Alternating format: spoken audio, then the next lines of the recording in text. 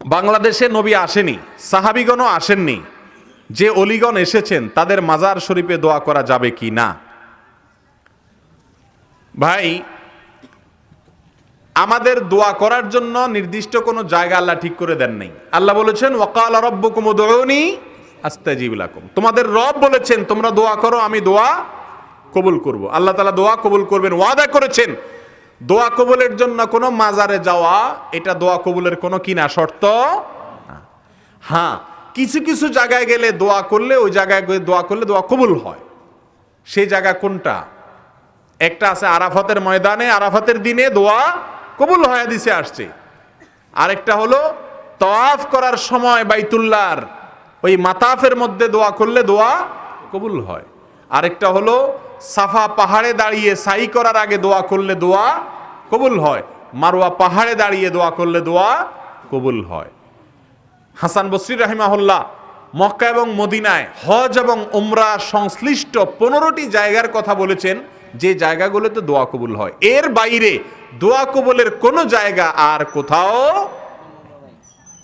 এমনকি আমাদের প্রিয় নবী সাল্লাল্লাহু আলাইহি সাল্লামের কবর জিয়ারত করা সুন্নাত। তার মহব্বতের দাবিতে অবশ্যই আমরা তার কবর জিয়ারত করব, ঠিক আছে, কিন্তু তার কবরের কাছে দোয়া করলে দোয়া কবুল হবে এমন কোনো কথাও নাই। তাহলে বাংলাদেশে বিভিন্ন পীর বা বুজুর্গের মাজারে গিয়ে যে আমরা দোয়া করি, এই দোয়াটা কখনো সঠিক দোয়া হতে পারে না। যদি ওই মাজারওয়ালার কাছে দোয়া করেন তাহলে তো সরাসরি শিরক হবে। দোয়া হবে কার কাছে? আল্লাহর কাছে। ওয়াইদা সাআলতা ফাসআলিল্লাহ, আমাদের নবীজি একজন সাহাবীকে বলেছেন, কিছু যদি চাওয়া লাগে এক সত্তার কাছে শুধু চাইবা, তিনি কে? আল্লাহ। আর কারোর কাছে চাওয়ার সুযোগ, জীবিত মৃত কোন পীর কোন বুজুর্গ, তিনি আমার চাওয়া পূরণ করার কোনো ক্ষমতা নাই। প্রিয় ভাইরা আমার, আমরা মনে করি আল্লাহই দোয়া কবুল করবেন, কিন্তু ওই বুজুর্গ সাহেব একটু মধ্যস্থতা করে দিবেন, ওনার কাছে বললে আল্লাহর কাছে উনি আদায় করে দিবেন, মানে দালালি সিস্টেম আর কি। আমাদের দেশে আমি প্রায় সময় একটা কথা বলি যে কোনো কিছুই আমাদের দেশে সামনের দরজা দেওয়া হয় না, সব পিছনের দুয়ার দেওয়া হয়, ঠিক না বেঠিক? ঈদের সময় ট্রেনের টিকিট কাটতে যাবেন, নাই, টিকিট মাস্টারের কাছে টিকিট নাই, কিন্তু পিছনের দুয়ার দিয়ে যান, দালাল বলবে আসেন নিয়ে যান, বাড়ায় দেন নিয়ে যান, ঠিক না বেঠিক? সবকিছু শুধু পিছনের দরজা দেওয়া হয়, সামনের দরজা দেওয়া হয় না, মাধ্যম লাগে, ডাইরেক্ট কিছুই হয় না। এই জন্য আমরা মনে করি জান্নাত পাইতে হইলেও মনে হয় ডাইরেক্ট হবে না, একজন মধ্যখানে ধরা লাগবে।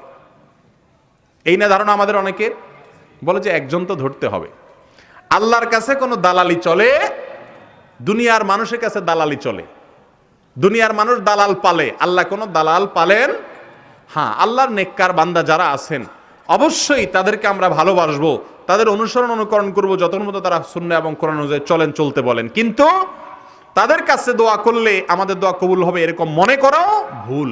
আমাদের দেশে বহুত ভাইয়েরা সন্তান হয় না মাজারে চলে যায়, আছে না নাই? ব্যবসার উন্নতি হয় না মাজারে চলে যায়, আছে না নাই? অতএব এগুলো করা যাবে না। আল্লাহ তাআলা আমাদেরকে বুঝার তৌফিক দান করুন। তাহলে কোনো পীর বা কোনো ওলি, কোনো বুজুর্গের মাজারে গিয়ে দোয়া করা ইসলামী শরিয়ার দৃষ্টিকোণ থেকে জায়েজ নাই।